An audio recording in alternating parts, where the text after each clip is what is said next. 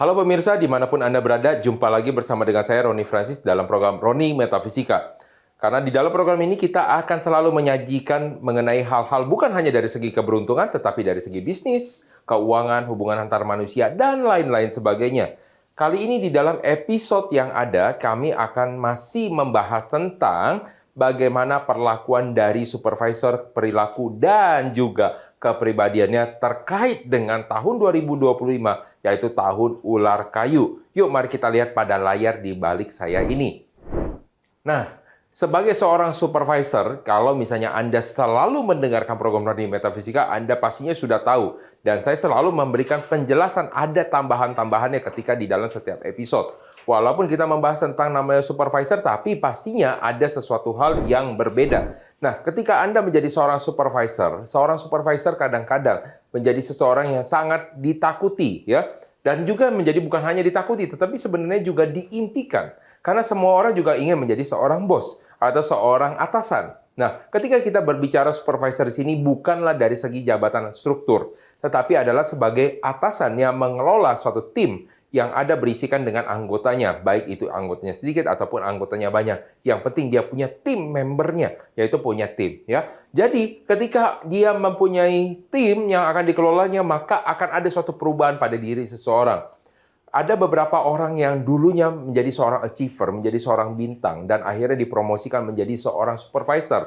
Apakah dia akan cocok menjadi seorang supervisor? Belum tentu. Ya, saya pernah menyaksikan di dalam suatu perusahaan yang dia adalah seorang bintang karena dia berhasil menjual dengan luar biasa dan overachieve lebih daripada 100% dan seringkali itu mencapai 200%, lalu dinaikkan menjadi seorang supervisor atau manajer sebenarnya di tempatnya dia. Lalu apa yang terjadi? Apakah dia akan menjadi menularkan ilmu-ilmunya yang diharapkan sama atasan mereka, bahwa ketika dia menjadi seorang manajer, dia menularkan ilmunya dan akhirnya semuanya bisa berproduksi sama seperti orang tersebut? Ternyata tidak. Apa yang terjadi? Kemungkinan yang pertama, ya, dan ini yang terjadi, ya, adalah orang tersebut tetap jualan. Orang tersebut tidak menularkan ilmunya, hanya melakukan membagi-bagi pekerjaannya saja. Jadi membagi-bagi kliennya saja. Oke, ini tolong kerjain ini dapatnya semua dari dia. Jadi apakah dia bisa menularkan? Tidak bisa. Ya. Jadi seorang supervisor bisa menjadi seperti itu? Bisa saja. Yang kedua, kalau dia tidak bisa melakukan seperti itu, yang kedua, ketika dia jadi supervisor karena dulunya dia seorang yang mungkin dibawa dan dia selalu ditekan sampai akhirnya dia bisa produksi, yang kedua dia lakukan balas dendam. Ketika dia melakukan balas dendam, apa yang terjadi pada diri dia? Maka dia cuma hanya nyuruh-nyuruh aja dan kehilangan semangat untuk jualannya dia. Dan ini juga pernah kejadian di sebuah perusahaan ketika dinaikkan dan akhirnya ternyata bukan terjadi peningkatan tetapi terjadi penurunan kinerja di dalam divisi marketingnya. Dan ini akan sangat disayangkan sekali. Akhirnya orang tersebut harus dimutasikan, dipindahkan supaya ada terjadi perubahan di dalam suasana divisi marketing.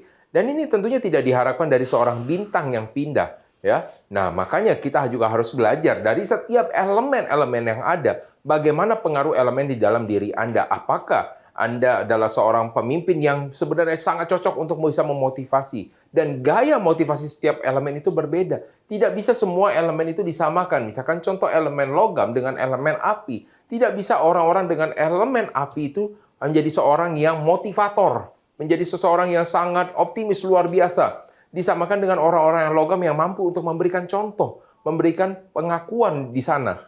Jadi ketika Anda menjadi seorang yang ternyata adalah orang-orang yang logam, maka Anda tidak dapat menyamakan diri Anda sebagai seorang yang dengan elemen api. Oleh karena itu, Anda harus bisa memastikan sesuai dengan kepribadian diri Anda.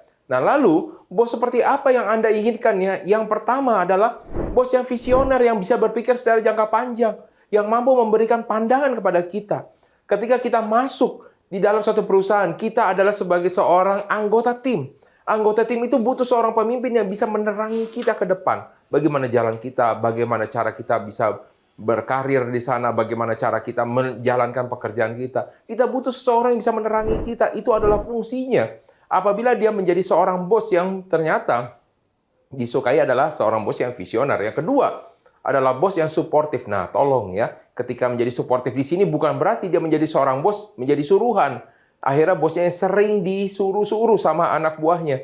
Nah, ini akan menjadi masalah. Atasan menjadi bawahan, bawahan menjadi atasan. Nah, ini akan bermasalah. Apalagi ini yang terjadi adalah ketika ya yang dipimpinnya adalah anak yang punya. Ini sering banget terjadi namanya masalah. Nah, supaya itu tidak menjadi masalah lagi, bagaimana? Maka itu yang nanti akan kita pelajari. Suportif di sini adalah dukungan bukan hanya dari segi teknis, tapi dari segi mental. Bagaimana mengembangkan orang tersebut. Maka yang dibutuhkan lagi yang ketiga, mengasuh.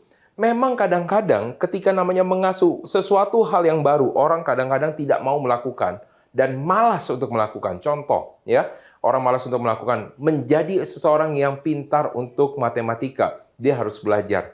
Nah, namanya anak-anak disuruh belajar, tidak semua anak-anak mau belajar. Anak-anak semuanya mau main, ya.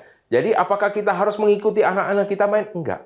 Tapi bagaimana kita bisa mengarahkan mereka, mungkin memaksa mereka di dalam konteks yang lebih halus. Ya, mengarahkan mereka tetapi dengan ada tujuan-tujuan. Itu adalah pola-pola pengasuhan. Kalau kita mempunyai seorang leader yang bisa mengasuh kita, maka kita akan menjadi seseorang yang akan bernilai tinggi dan bernilai emas ke depannya, yang akan diperebutkan oleh banyak perusahaan. Kalau atasan kita seperti ini. Nah, yang harus dicari bagi kaum-kaum generasi Z, ketika Anda mencari perusahaan, bukan mencari nilai materialnya terlebih dahulu. Artinya nilai gaji yang diberikan. Tetapi Anda cari, apakah supervisor atasan Anda mampu untuk mengasuh Anda? Kalau Anda menemukan hal seperti ini, maka setialah dengan dia sampai Anda betul-betul bisa menjadi seseorang yang mampu berkaliber dan mempunyai kompeten dengan sangat luar biasa.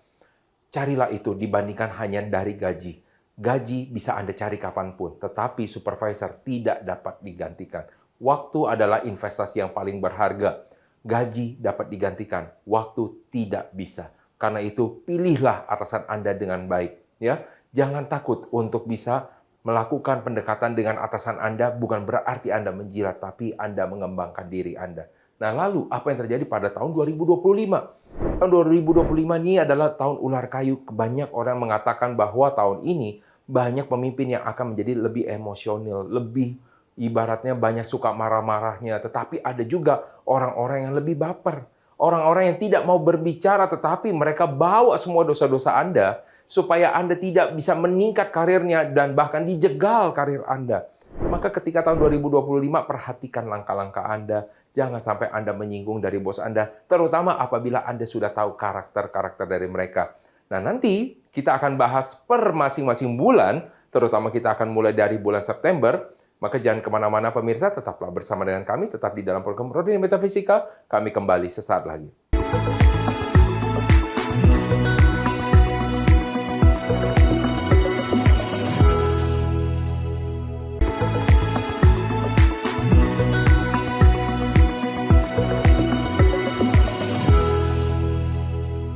Baik pemirsa, kita lanjutkan lagi diskusi kita mengenai dari supervisor atau atasan. Kalau Anda sudah tahu bahwa atasan ini bisa berubah-ubah perilakunya sesuai dengan tahun yang berjalan, lalu bagaimana kalau misalnya kita mengetahui atasan kita? Atasan kita lahir pada bulan apa? Apa yang dapat kita lakukan? Apa yang dapat kita mengerti? Apabila kita sebagai seorang atasan, apa yang dapat kita lakukan? Nah, mari kita lihat pada layar di balik saya ini. Orang-orang yang lahir pada bulan September adalah orang-orang yang dikenal sebagai seorang yang team player. Anda pernah lihat nggak orang-orang yang lahir pada bulan September? Biasanya mereka adalah orang-orang yang mau melibatkan orang-orang lain. Yang melibatkan orang lain dapat Anda lihat dari dua sisi. Sisi positif adalah mereka sebagai team player yang baik. Tim yang kedua adalah, kalau misalnya Anda lihat dari segi negatif, adalah mereka pemanfaatan kesempatan atau memanfaatkan orang lain. Ya. Kita tidak mau membicarakan hal yang negatif, kita berbicara hal yang positifnya terlebih dahulu. Jadi orang-orang yang lahir pada bulan September adalah orang-orang yang mau mengkaryakan orang lain. Artinya memberikan kesempatan orang lain untuk melakukan suatu aksi, suatu tindakan. Sehingga mereka mendapatkan namanya suatu pengalaman.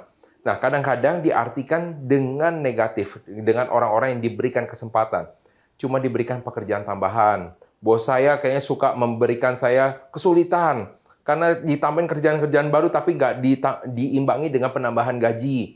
Nah, yang harus dipastikan di sini adalah ketika Anda berada di dalam perusahaan dan Anda mendapatkan tugas tambahan, jangan selalu mengukurnya. Ya, ingat selalu bahwa penambahan dari tugas yang secara wajar Anda lihat. Bukanlah sesuatu tambahan beban buat Anda, tetapi adalah bentuk percobaan kepercayaan kepada Anda. Ketika Anda mampu untuk melakukannya, maka artinya Anda siap untuk tanggung jawab yang lebih. Ketika Anda mencapai suatu promosi atau sampai dengan jabatan tertentu, maka jangan menunggu jabatannya baru Anda membuat diri Anda layak menempati posisinya. Itu sudah telat. Ketika Anda dipromosikan jadi manajer, baru Anda belajar bagaimana caranya menjadi manajer yang baik. Itu sudah terlambat. Ya, walaupun memang tidak ada kata terlambat, tapi masih terlambat dari arti kata apa? Anda kehilangan momen-momen spesial. Yang lebih baik lagi adalah buat diri Anda layak untuk dapat dipromosi di dalam jabatan tersebut. Dan ketika Anda melayakkan diri Anda melakukan percepatan terhadap kelayakannya. Kalau Anda hanya menunggu Anda diangkat, kemudian Anda melayakkan diri Anda ketika Anda diangkat, maka kadang Anda butuh bertahun-tahun untuk bisa mencapainya ke sana. Tentu Anda tidak mau mencapainya bertahun-tahun. Maka yang pertama, layakkan diri Anda. Lalu bagaimana kalau bisa menjadi seorang team player supaya Anda tidak dinilai memanfaatkan saja orang lain? Maka yang pertama sebagai seorang team player, Anda harus mengumpulkan mereka semua untuk di dalam namanya meeting bersama. Tentukan tujuan bersama. Ajak mereka bicara, tentukan tujuan bersama. Ini untuk memastikan bahwa Anda berbicara bukan untuk diri Anda sendiri, tetapi atas kepentingan kelompok. Lalu yang kedua, setelah Anda berbicara atas kepentingan bersama, maka yang kedua, Anda plotting orang-orangnya dengan menjelaskan kelebihan dan kekurangannya. Sehingga orang bukan hanya seperti didelegasikan, diberikan tugas, tetapi memang diberikan tanggung jawab. Nah, ini yang sangat penting, yang kadang-kadang orang sering lupa. Ya, yang ketiga, evaluasi. Jangan malu ketika kita harus mengganti peran orang tersebut dengan orang lain. Bukan artinya Anda gagal di dalam melakukan plotting, tetapi di sini artinya Anda sadar kemampuan Anda. Anda sadar misalkan kemampuan orang lain, sehingga Anda dapat mampu dengan cepat untuk menyesuaikan dengan kondisi yang ada. Pemimpin yang baik adalah pemimpin yang adaptif. Artinya dia cepat di dalam mengetahui masalah dan cepat di dalam membereskan masalah. Bukan hanya melakukan penempatan tanpa evaluasi. Ini adalah sesuatu hal yang serius ketika Anda berada di dalam namanya perusahaan. Dan ketika saya berbicara ini di dalam perusahaan, maka ini menjadi suatu topik yang sangat panjang sekali. Ketika di dalam namanya suatu delegasi. Delegasi itu bukan pembagian tugas, tetapi bagaimana pembagian tanggung jawab sesuai dengan kemampuan yang ada. Dan itu adalah sesuatu hal yang penting. Lalu, bagaimana kalau misalkan kita cerita untuk orang-orang yang lahir pada bulan Oktober? Orang-orang yang lahir pada bulan Oktober adalah orang-orang yang berpikir indifferent. Jadi orang-orang yang lebih cenderung kayak mandiri. Kadang-kadang juga orang-orang yang tidak peduli. Maksudnya orang-orang yang cuek gitu kan. Jadi ketika dia melakukan indifferent, jadi tidak ada bedanya kayak orang ya semuanya udah lepas saja kayak tidak ada emosinya. Jadi kalau orang yang indifferent, jadi dia secara teknis dia acuh tak acuh dengan orang lain. Anda tidak mau dipikir menjadi orang acuh tak acuh kan? Ini bukan lagi soal masalah frustasi, tetapi sudah kehilangan ya minatnya terhadap tim mereka sendiri. Ibaratnya ya udahlah berjalan dengan apa yang ada, saya tinggal nunggu aja arahan. Mau dipecat, pecat, ya kan? Mau misalkan dimutasi, mutasi. Berarti Anda sendiri sudah kehilangan gairah. Ketika Anda sudah kehilangan gairah, maka tim Anda juga akan merasakan hal tersebut. Tim Anda juga akan merasakan ketidakgairahan dari apa yang terjadi. Oleh karena itu, maka yang perlu harus diperhatikan adalah jaga emosi Anda. Ya, jaga emosi. Jangan sampai Anda terlihat betul-betul dari mukanya saja orang sudah bisa memastikan, wah orang ini sendiri aja kayaknya juga udah kehilangan minat gitu kan. Jadi bagaimana kita harus bisa mengembangkan? Maka yang pertama, ya, ketika Anda menjadi seorang yang lahir pada bulan Oktober, maka yang pertama adalah Anda coba telaah lagi ya, kenapa Anda bisa menjadi seorang manajer. Anda telaah lagi kenapa Anda bisa menjadi seorang pemimpin. Apakah pemimpin cuman hanya berbicara soal angka, tetapi bagaimana cara Anda mengasuh. Pelajari lagi karakter dari seorang pemimpin, karena pemimpin bukan hanya terima jadi, tetapi mereka adalah yang membuat orang jadi. Itu adalah pemimpin.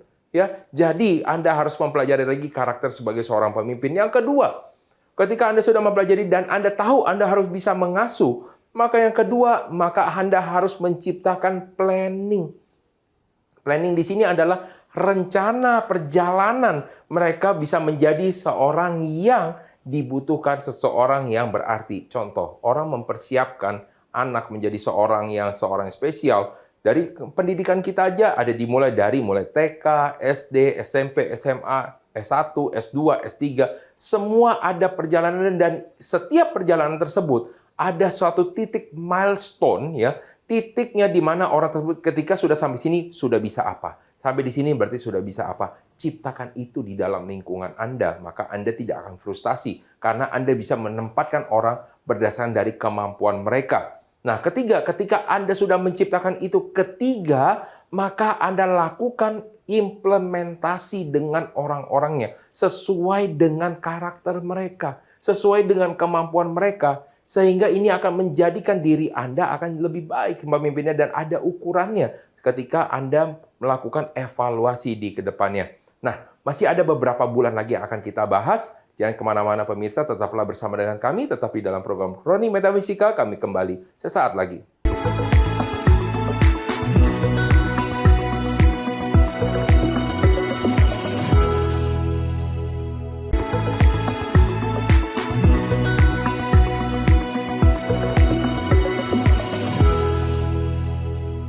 Baik pemirsa, kita masih akan melanjutkan diskusi kita mengenai tentang pemimpin, supervisor, ataupun kita bilang yang sesuatu lebih seram lagi adalah bos kita. Nah, bagaimana kalau kita tadi sudah melihat bos-bos kita, ya, ataupun dari orang-orang kelahiran bulan September dan juga Oktober, masih ada 2 bulan lagi yang belum kita bahas. Masih bulan apa? Bulan November dan bulan Desember. Bagaimana orang-orang karakter di bulan November dan Desember? Yuk mari kita lihat pada layar di balik saya ini. Yang orang-orang kelahiran pada bulan November, nah tahun ini adalah tahun yang kurang baik bagi diri Anda. Dan ini adalah tahun sebenarnya yang akan membawa pengaruh bagi diri Anda. Karena tahun ini ibaratnya Anda itu juga suka disalah-salahin sama atasan.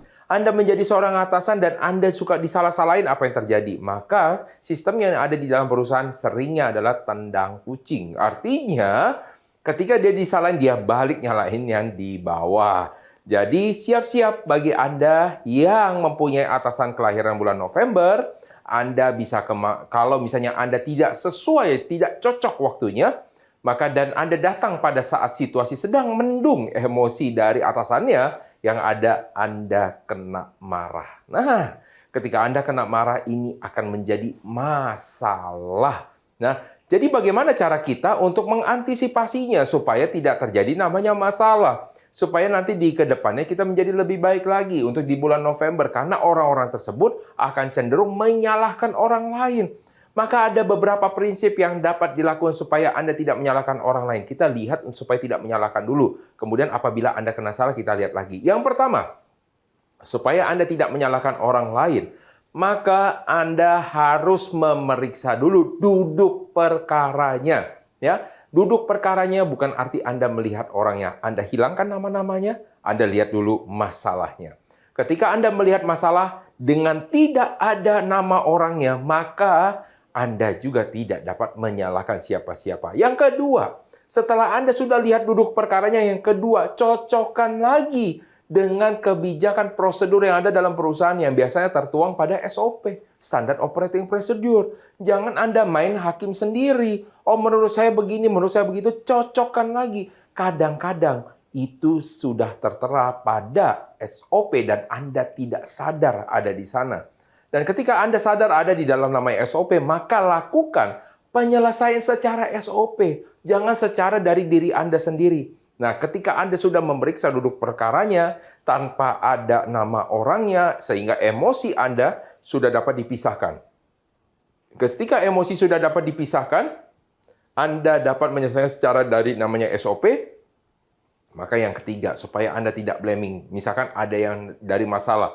Yang ketiga, jelaskan secara SOP. Ini penting, jelaskan secara SOP. Karena kebanyakan orang, pertama, kalau orang yang dominan, mereka cenderung ingin menyaksikan bahwa semuanya berdasarkan kuasanya dia. Tapi kalau namanya secara SOP adalah secara peraturan kebijakan perusahaan. Itu yang paling penting dan dibuktikan ya melalui dari lampiran SOP. Jangan mengambil segala sesuatu hanya dari diri pribadi. Anda harus bisa sajikan juga secara SOP supaya Anda tidak blaming orang berdasarkan dari kesuka atau tidak sukanya. Lalu itu kalau misalnya Anda sebagai atasan. Lalu kalau misalnya Anda sebagai seorang bukan bawahan ya, sebagai seorang tim, bagaimana Anda mengantisipasi atasan Anda yang suka blaming? Maka yang pertama, ya, supaya Anda bisa jaga-jaga supaya tidak blaming, maka Anda bacalah SOP. Kebalik ya, Anda baca SOP.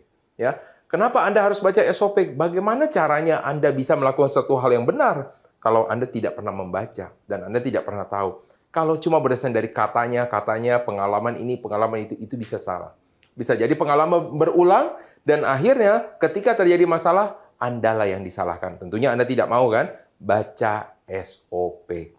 Yang kedua, setelah Anda membaca namanya SOP, yang kedua, jalankan sesuai dengan SOP. Ya, berupa apa teman-teman untuk memastikan ya? Jalankan sesuai dengan SOP, maka ada yang ketiga.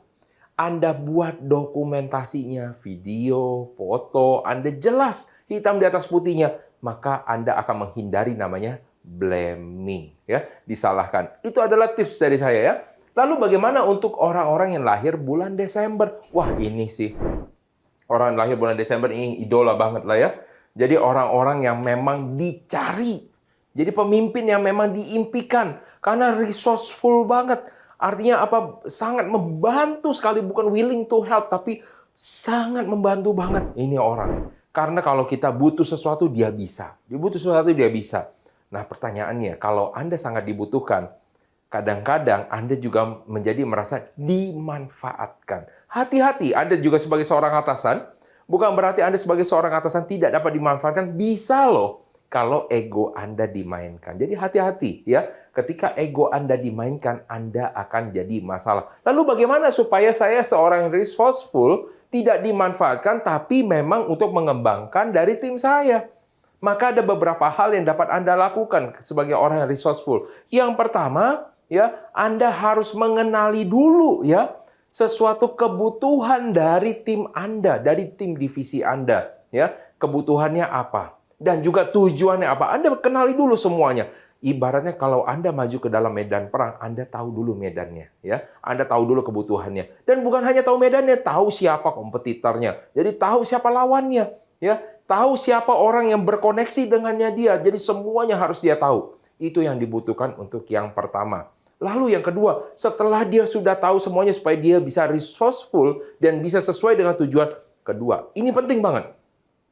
Pilih orang yang dapat dipercaya melakukan eksekusi.